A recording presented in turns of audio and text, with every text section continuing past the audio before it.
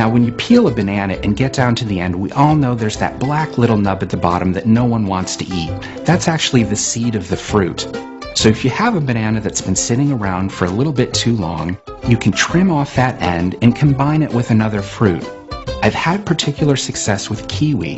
If you trim off the end of a kiwi, you see it's got that beautiful green flesh with the seeds all throughout it.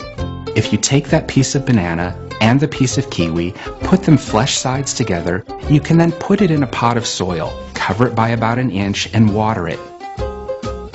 It takes about a week for the healing process to occur, but then they begin to grow as one fruit. After about 2 weeks, it begins to sprout up above the surface of the dirt, growing just like a root vegetable. And then after about 3 weeks' time, it matures into a full fruit. When you harvest it then, you see it's got that protective peel of a banana, but when you cut into it, it's got the beautiful green flesh of the kiwi. The taste is a delicate balance of the two. It's wonderful sliced and placed on fruit salad, or even eaten